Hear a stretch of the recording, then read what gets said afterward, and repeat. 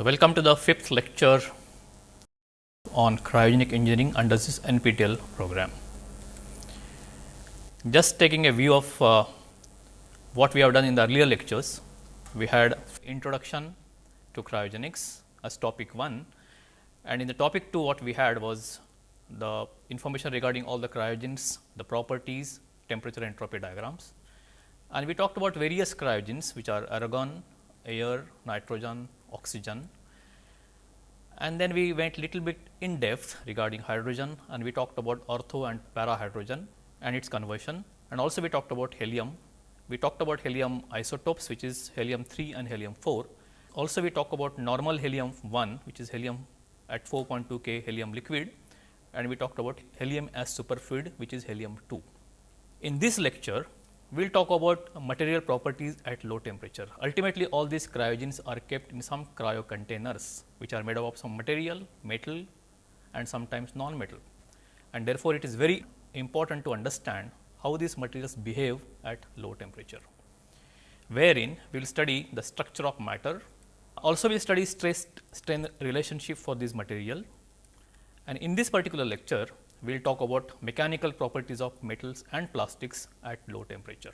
Why are we studying all these things? We want to study this because the properties of material change when cooled to cryogenic temperatures, and sometimes these changes are drastic. For example, we have seen a video earlier and we will see the experiment again. We can see from this experiment that rubber, when it got quenched into liquid nitrogen, it turns hard and it broke like a brittle material, which we just saw. We can also see sometimes in another experiment, which we have not done yet, we can see that the wires made of material like niobium titanium, it exhibits zero resistance when subjected to liquid helium temperature. That means this wire becomes superconducting wire. It shows R is equal to 0, I square R is equal to 0, that is no Joule heating. These are very important changes that happen in these materials.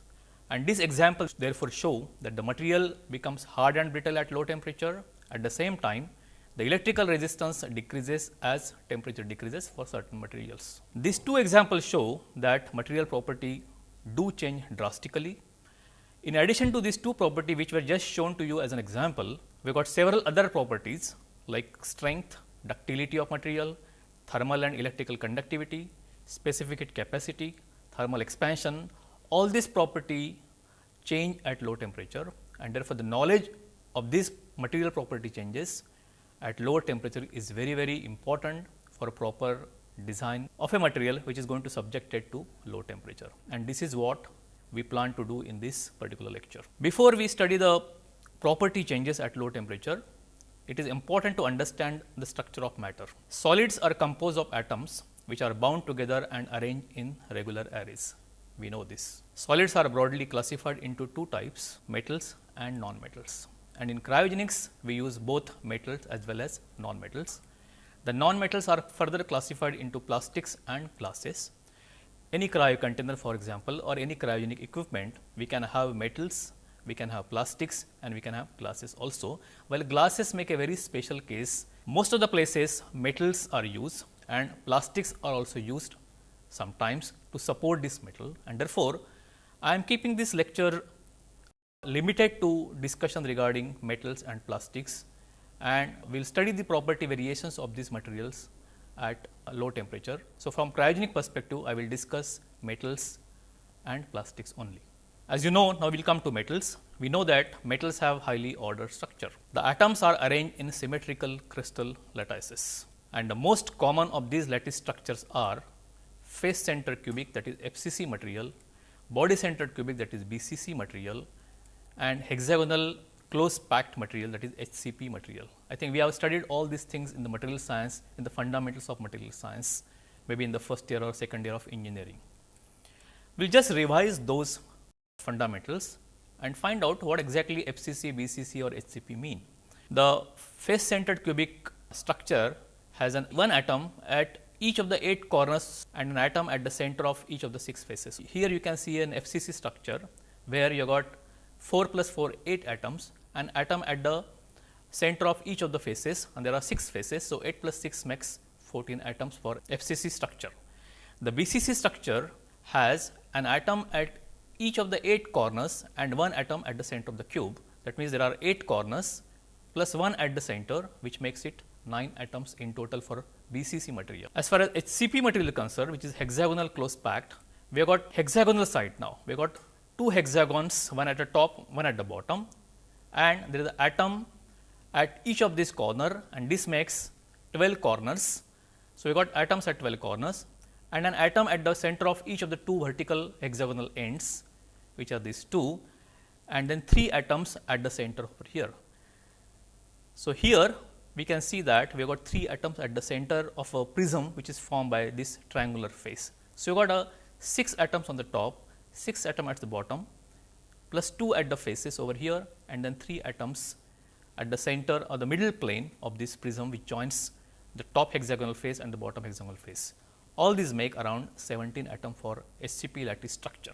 The above lattice structure decides the number of slip planes in the crystal, and this slip plane is a very important concept. The slip plane will decide lot of properties for this material.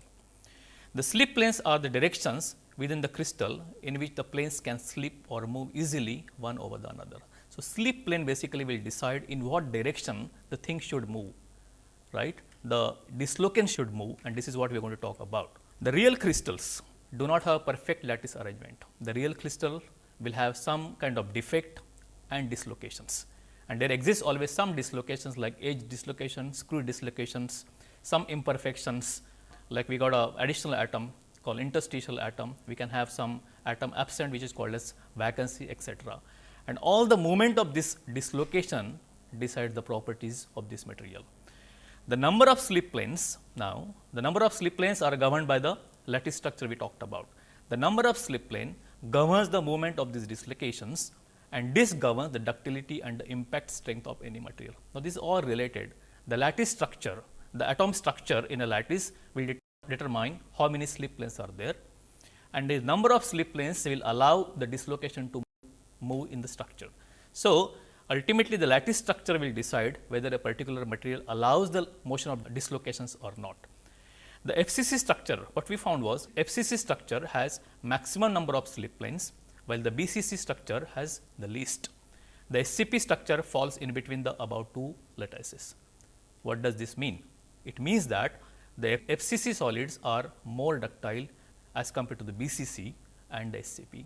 So, FCC we can call as the most ductile material, followed by SCP, followed by BCC, based on the available slip planes in which direction the dislocations can move. With this background now, we will try to study various properties of material, which are mechanical properties, thermal properties, electrical properties, magnetic properties. So, there are several of these properties which we can study. Because this course is meant for mechanical engineers, I am going to talk about mechanical properties and thermal properties from mechanical engineering point of view. While there are several electrical properties, several magnetic properties, which I think we will not bother about so much, while I will cover these properties in terms of superconductivity. So, we will devote some more time to understand what are these mechanical properties, what are these thermal properties, because that is what will govern the thermal design of any material, thermal design of any cryostat. At the same time, thermal and mechanical design of any cryostat, for example, or any cryogenic equipment. Well, I will not cover these properties in details, the electrical and magnetic properties, but I will instead talk about superconductivity in this case. The mechanical properties can be well understood once we understand the stress strain curve for any material, where the stress is kept on the y axis, while the strain is kept on the x axis. Now, when a ductile specimen is subjected to a tensile test, the stress strain relationship is shown as follows. So, you can see that in this case the stress is varying in relation with the strain, and the variation is linear variation, or we can say that the stress is directly proportional to strain in this case. Now, you could see that when the material is subjected to tensile loading, the stress increase in a straight line up to the point called proportional limit, or PL, which is what I have written here. What is this PL? This PL is the limit in which the elongation of the specimen is directly proportional to the stress applied. So, we can say that during this period stress is directly proportional to strain. Most of you may have done all these things into details. I am just trying to give you some fundamentals so that we can understand the variation of properties which we are going to discuss in the next slides. The slope of this line, which is constant during this entire line, is called, as you know, Young's modulus. So, stress upon strain is constant during this period. Now, if this elongating force is removed in this case, the material will come back to its original shape and size, and that is why we call that this particular behavior is nothing but elastic behavior of the material. Even if we remove the elongating force, the material will come back to its original shape and size. However, if we apply the force beyond this particular strain or beyond this particular stress, you can see a lot of different things happen. We can see first at this point, at point C, that there is a tremendous increase in strain immediately by the application of very small stress. And if we apply more stress or if we apply more force, we can follow the behavior in this pattern. And this is what a stress strain curve of any ductile material would be. What you can see from this is, we can see the elastic region up to PL. We can see that the material yields during this phase. This is called yielding, and the material shows plastic behavior at this point. Now, during this period, if the stress or the elongating force is removed, the material will not come to the original shape and size. You will find some deformation in the material. Now, there are various points which I have shown here, C, D, E, F, G. The F, what we call as ultimate tensile stress.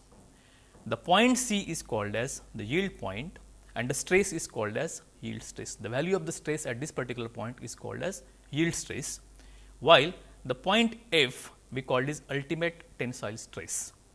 If we increase the stress beyond this value, we find this kind of behavior, and at this particular point G, there is a breakage point. In principle, the force at point G will be actually more than that of point F, but as you go beyond this point, the area of cross section goes on decreasing, and therefore, the force upon area or the stress starts coming down. However, the engineering diagram will show that the G is more than F. Now, this is what we call as a typical stress strain curve for any material, and what is important to note here are the two properties. One is the yield stress and other one is the ultimate tensile stress. We will study the behavior of these two properties at low temperature. This is typical diagram for a ductile material, and we can see now the brittle material also has a stress strain curve, and it will also have its proportionality limit. So, if I want to draw a stress strain curve for a brittle material, let us say this is a brittle material, it will have its own proportional limit now, during which time this behavior is elastic behavior. If I increase the stress beyond this value, this is the behavior, and G is a breakage point and the material will break. So, a stress strain curve of brittle material is as shown over here, and stress when exceeds the PL value, it will break at this point G. So, in summary, we have got two stress strain curve, one is showing the ductile material and one is showing the brittle material. We will study these two properties more, that is the yield strength and the ultimate tensile strength. What happens to this property at lower temperature? The mechanical properties which we want to study in this particular course are the yield and ultimate strength, of which we just talked about. We talk about the fatigue strength of a material. We talk about the impact strength of a material. We talk about the hardness and ductility of the material, and we talk about elastic moduli of the material. So, all these 5 properties, in fact 6 property, they are basically the mechanical properties. In the next lecture, maybe we talk about the thermal properties and the electrical property and the magnetic properties. Now, these are the 5 mechanical properties which we will discuss in this particular lecture for different materials. First, we will come to yield and ultimate strengths of the material. Just to redefine those properties which we just saw, what is the yield stress? It is the stress at which the strain of a material shows a rapid increase with an increase in stress value when subjected to simple tensile test. We found that suddenly the strain increased by giving a small stress at a particular location, and that is called as yield point, and the stress is called yield stress. Ultimate stress, it is the maximum nominal stress attained by a test specimen during a simple tensile test. So, ultimate stress is also a very important property, a very characteristic property of any material, and also yield stress also is a characteristic of any material. Now, we will study what happens to these properties at low temperature. This particular figure gives the variation of yield strength at low temperature. You can see the y axis is giving the yield strength, while the x axis gives the temperature variation in the reverse direction. That means, what I am seeing here is a 300 Kelvin is a room temperature, and then I am coming down towards 0 Kelvin or towards cryogenic temperature. What you can see, I have shown different curves here, they are meant for different materials. For example, this curve is meant for 304 stainless steel SS304. The second curve is 9% nickel steel. The third curve is carbon steel CT1020, and then we got a aluminum alloy. All these materials are shown in this legend in the order of decreasing strength value. So, you can see that in all these cases, the strength as you come down lower in temperature, the strength has increased most of the cases, in all the cases almost, while the stainless steel shows maximum strength as compared to other materials. So, we can conclude from here the yield strength of various commonly used material increases with decrease in temperature. This is what we see from this particular curve. These materials are normally alloys of iron and aluminum, etc. When we saw the curve, it was for yield strength, and now see the similar kind of a curve for ultimate strength. So, again in this particular map, what you see is a ultimate strength plotted on the y axis, and again temperature on the x axis. And again you can see that as the temperature is lowered from room temperatures to 0 Kelvin, the ultimate strength of the material have increased the way it was shown for yield strength. So, we can see that in both the cases, the yield strength and the ultimate strength increase as the temperature is lowered. At the same time, what we again can see from this, that the stainless steel shows maximum ultimate strength in these four materials, followed by 9% nickel, followed by carbon steel, followed by aluminum, as shown in the order given in this legend. So, again we can conclude, similar to the yield strength, the ultimate strength of the material also increases with decrease in temperature. This is a very important thing. At the same time, what it shows is the room temperature is actually the unsafe thing. If the material is safe at room temperature, that means it is definitely safe in the cryogenic temperature. So, for any design, your worst design will be at room temperature, because your ultimate strength or the yield strength is lowest at room temperature.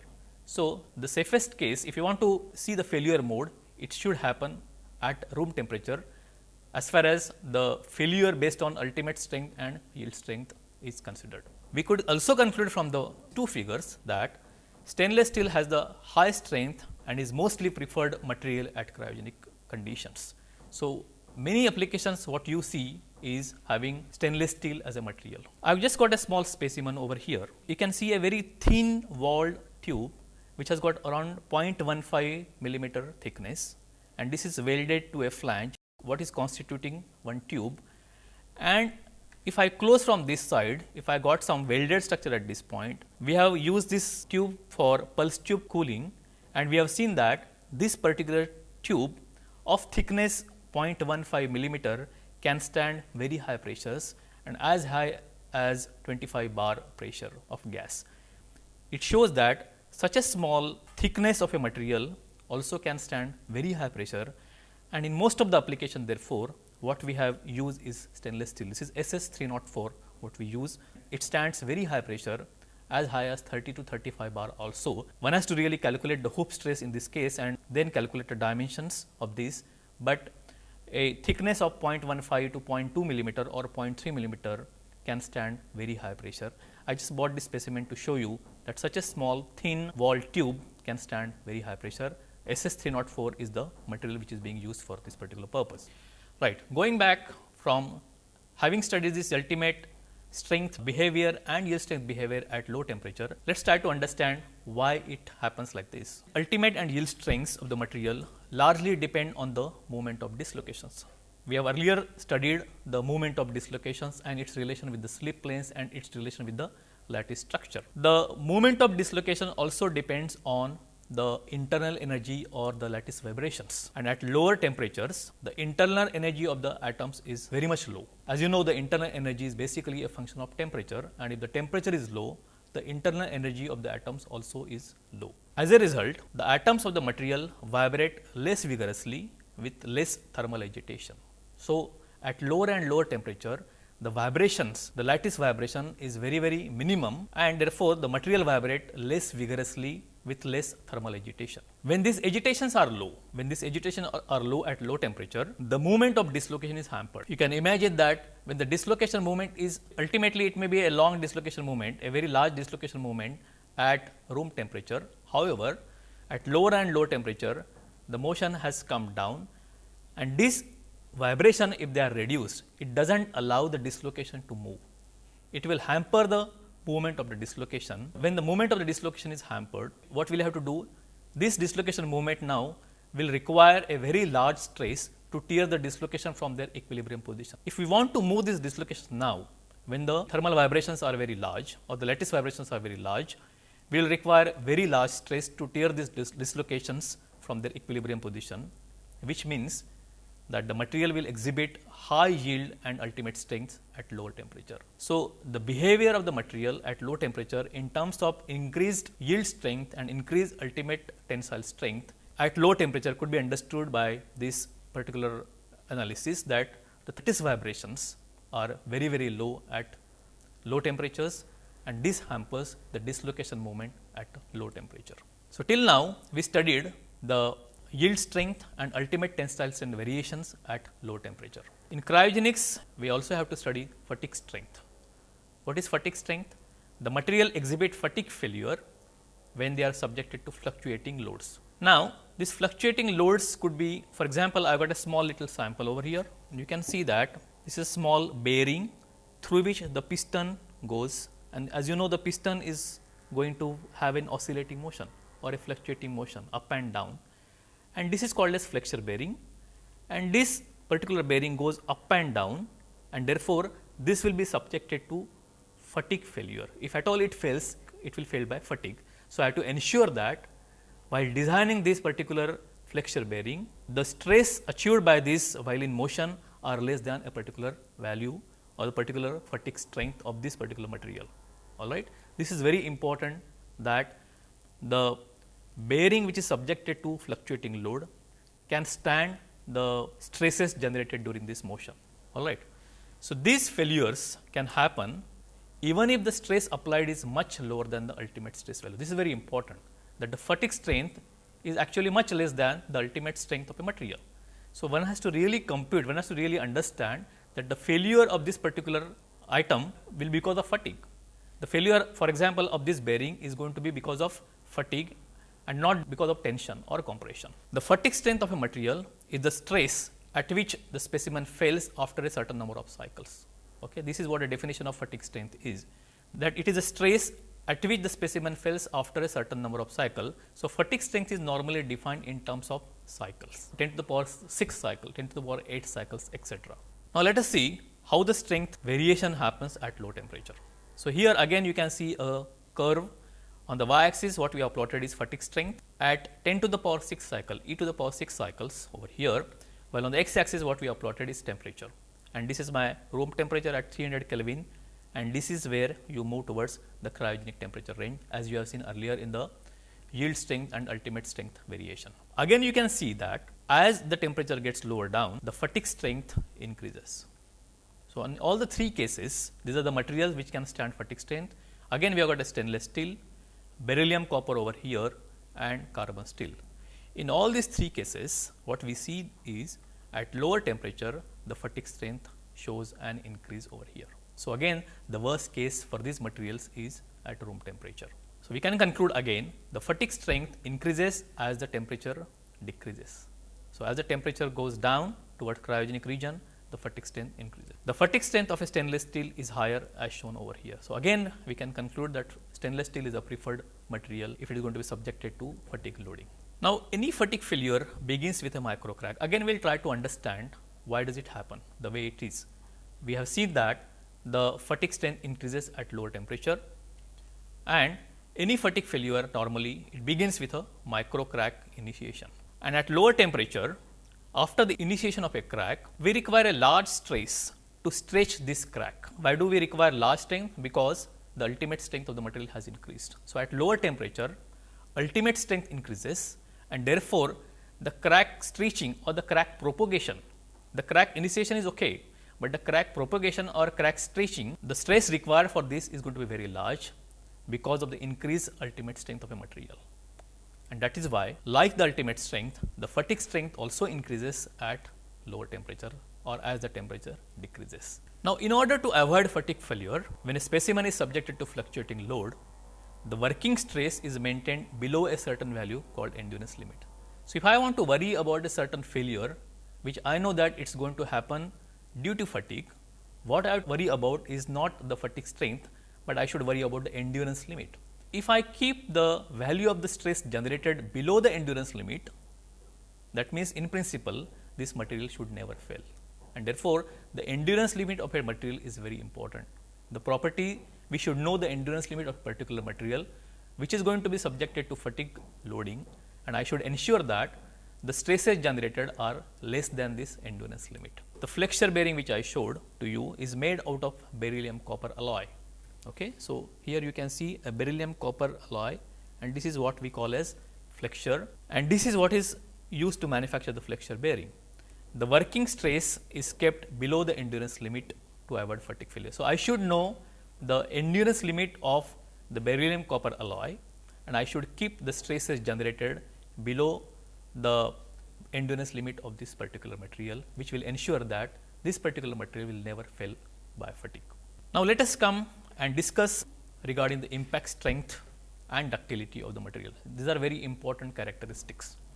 We have got various tests which we have studied in metallurgy or in material science, that Charpy and Izod tests are conducted in order to measure the resistance of a material to impact loading. So, a certain material, we know that it is going to be subjected to impact loading, that is sudden loading. We conduct these two tests, Charpy and Izod test, from where we understand how much that material is resistant to impact loading. Measure of resistance is basically nothing but the amount of energy absorbed.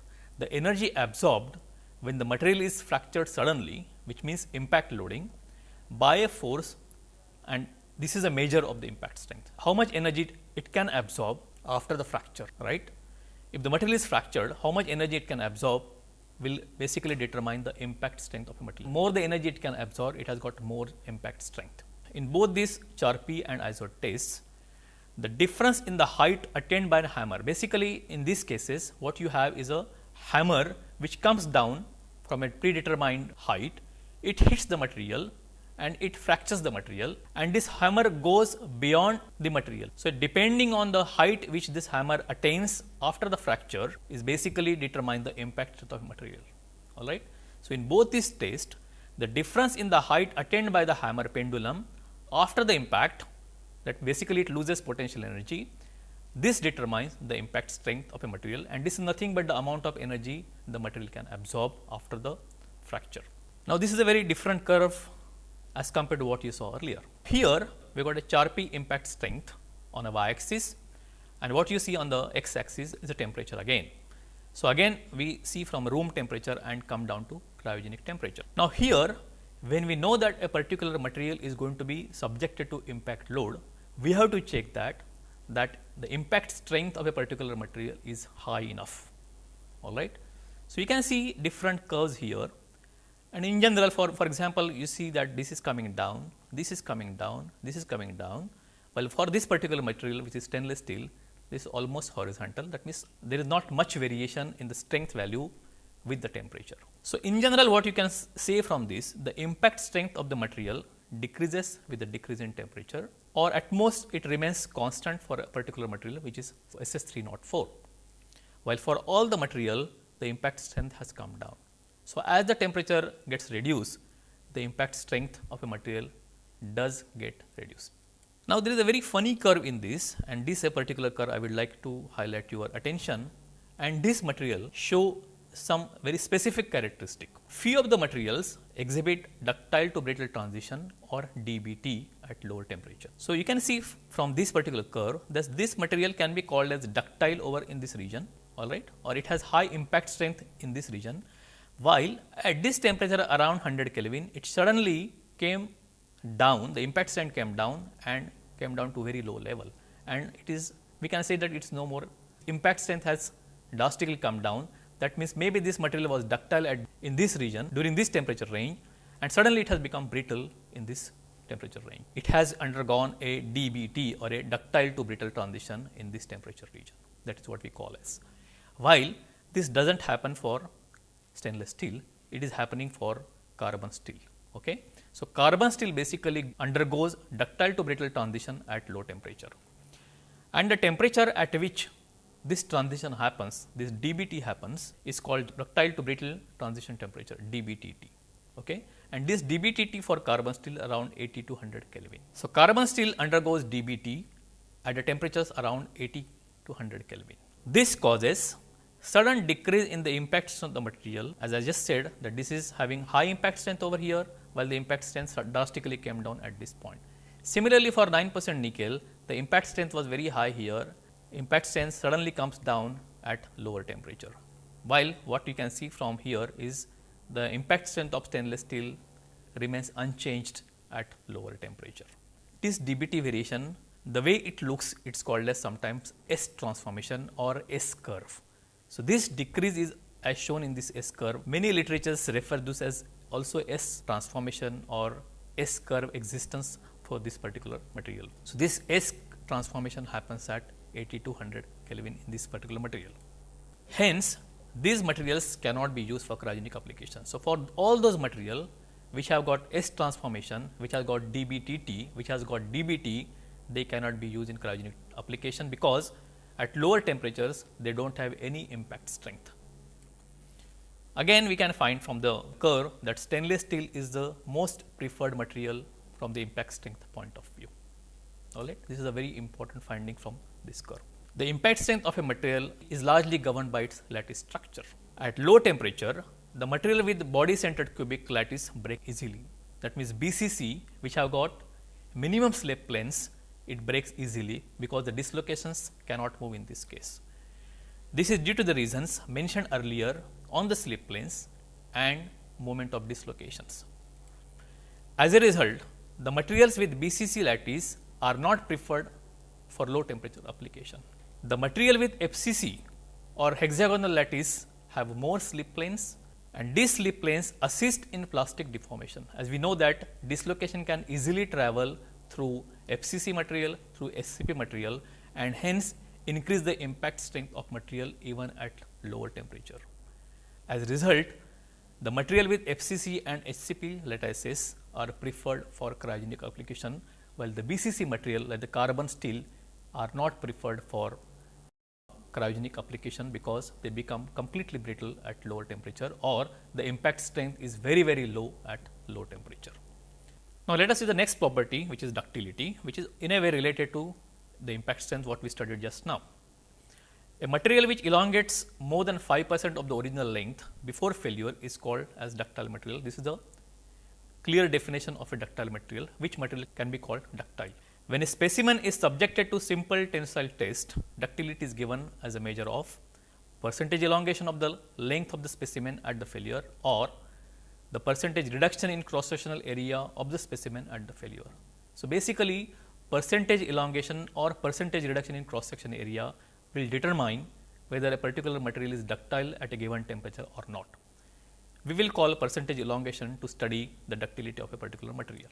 Again, this curve shows a similar curve as we saw earlier, that is the impact strength, and this gives percentage elongation before failure versus temperature on the x-axis. As you can see, as the temperature gets reduced, the percentage elongation decreases.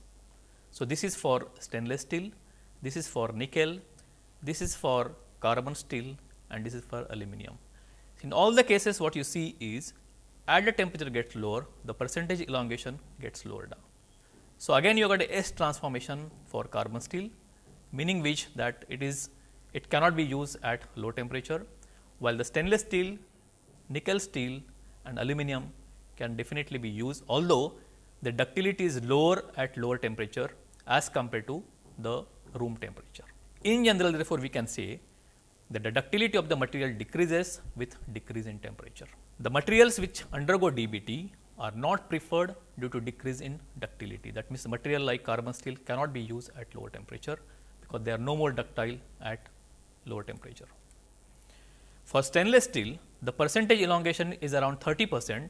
At this point, you can see at 0 Kelvin, what we have is a 30% percentage elongation at 0 Kelvin, meaning that it is fairly ductile for cryogenic applications. In summary, what we can see here is a different material, the embrittlement at low temperature for different material, and under ductile what you see is a FCC and HCP can be used, while in brittle material also there is some HCP material and all the BCC material. So, under ductile material we can use most of the FCC material, which is copper, nickel alloys, aluminum and alloys, and austenitic stainless steel. The HCP material which we can use as a ductile material is titanium. So, all these materials can definitely be used for cryogenic temperature, provided it satisfied other requirement like ultimate strength and yield strength, etc., depending on the failure mode for those particular materials.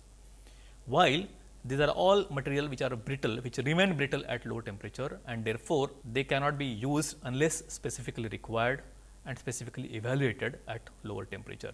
But mostly these materials will not be used for cryogenic applications. The next property is hardness of material. The hardness is the measure of the depth of standard indentation made on the surface of the specimen by a standard indenter. Most of you have studied this, that you got a standard indenter and you see the depth of this indentation. The common hardness tests include Brinell test, Vickers test, and Rockwell test. So, you got a Brinell test number, BHN and VHN, etc., to determine or to measure the hardness number of a particular material. Hardness is directly proportional to the ultimate stress of a material, and therefore, we know that the ultimate stress of a material increases at lower temperature, meaning which we can conclude that the same trend will be holding good for hardness also. That means, the hardness increases as the temperature decreases. Alright, so we can conclude from here that the hardness of a material increases at lower temperature. The next property is elastic moduli. The three commonly used elastic moduli are Young's modulus, shear modulus, and bulk modulus. Let us not go into definition of all these modulus, but we have studied the Young's modulus for tensile stress as I shown in the earlier curves. With the decrease in temperature, the disturbing vibrations and thermal agitation of the molecules decrease. This is what we studied, because they all depend on the temperature of a material. At lower temperature, the vibrations and thermal agitations of the material will be less. These will increase the interatomic forces and thereby reducing the strain at low temperature. What we mean to say that at lower temperature, the interatomic forces will be higher and therefore, strain induced will be low at lower temperature. So, if I want to understand that thing, if I plot a stress strain diagram for a material, a stress strain curve for a 300 K and at 100 Kelvin, and if we see that if I want to produce the same strain, that means I have got same strain for these two temperatures, I will say that at lower temperatures I get higher stress as compared to at higher temperatures. That means, the stress value for the same strain at 300 K is much less as compared to what it is for 100 Kelvin. So, if I want to produce same strain at low temperature, greater stress is required, meaning which stress upon strain at 100 K is going to be more than stress upon strain at 300 K. In other words, to produce the same stress at low temperature, less strain is required. I can go in the reverse way now. If I want to have same stress, I will get less strain at 100 Kelvin and more strain at 300 Kelvin. So, my stress upon strain at lower temperature will be different than stress upon strain at higher temperatures. What does it mean? The stress upon strain at lower temperature is more, and as a result of which the Young's modulus will increase at lower temperature.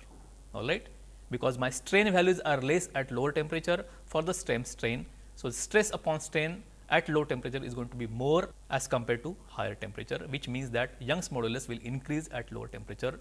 And in the same way, I can conclude that this curve particularly show that the Young's modulus variation at lower temperature with the temperature variation.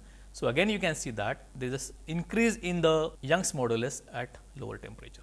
The Young's modulus of various commonly used material is as shown in this adjacent figure. The elastic moduli increases with the decrease in temperature, and all the three elastic moduli follow the same trend. So, we will not study all the other moduli, but what we can understand from the Young's modulus is that all this elastic moduli increase at lower temperature. Having studied all these properties for metals, there are non-metals also used as we talked earlier, and the non-metal which we are going to study here is plastic. All right. So, plastic or polymers Basically, plastic are nothing but polymers are made up of a long chain of molecules. That polymers are identified by the existence of long chain of molecules, and each molecule has thousands of atoms held together and arranged in a tangled arrays. So, this particular shows the various molecules and they are together with small in arrays basically. Now, the intermolecular forces that unite this polymer molecule are very weak and they are basically van der Waals forces. This particular force keep them united together. All the molecules are kept united because of this particular force. Now, if you want to study the tensile strength behavior of plastics at low temperature, this particular curve shows this behavior. So, if I want to plot ultimate stress of different plastics at low temperature, again what you see is at lower temperature the ultimate stress of this material increase. So, ultimate strength does show increase, and we have got different material like mylar, Teflon, which is nothing but PTFE, KELF, we got nylon, PVC, etc. In all the cases, what we have, the ultimate strength increase at lower temperature. The strength of various commonly used plastics is as shown. The strength increases with the decrease in temperature, but of all these material, the most commonly used material in cryogenics is PTFE. So, of all this plastic, PTFE is the only one which can be deformed plastically, because it retains its plasticity at low enough temperature, at lower temperature of around 4 Kelvin. So, the mostly used plastic in cryogenics is nothing but Teflon or PTFE. All right. So, as we saw earlier that mostly used metal is stainless steel. Similarly, we can say that PTFE is the mostly used plastic in cryogenic application, because it retains, it has got good strength at lower temperature, at the same time it retains its plasticity at lower temperature. The effect of stress on plastic or elastomer is very less as compared to metals. All right. The metals show different behavior at high stresses, while the plastic do not show that, because they yield partly by uncoiling the long chain of molecules and sliding over one another. The effect of stress actually does not show so much in case of plastics. This motion is also facilitated by the thermal energy possessed by these molecules. And at low temperature, material deformation is more difficult due to decrease in thermal energy. All right. So, as you know that at low temperature, the deformation is not possible because of the decrease in thermal energy. So, we talked in brief about plastic, and we talked at length about the mechanical properties of different metals. If I were to summarize the whole lecture, we will summarize as follows. We found that stainless steel is the best material or the most preferred material for the cryogenic applications. Carbon steel cannot be used at low temperatures as it undergoes a ductile to brittle transition, existence of DBT or DBTT, ductile to brittle transition temperature. We also saw that the ultimate and yield strength, fatigue strength of any material increase at lower temperature, while the impact strength and ductility decrease at lower temperature. They could still be acceptable. For example, we saw that for stainless steel, the impact strength and ductility is still acceptable at lower temperature. PTFE or Teflon can be deformed plastically at 4 Kelvin as compared to other material, and also therefore, PTFE is the most preferred plastic at lower temperature. Again, we have got a self assessment exercise is given after this slide. Kindly assess yourself for this lecture. So, we got around 12 questions for you. Please do self assessment for yourself honestly, and we have given the answers also for those questions at the end. Thank you very much.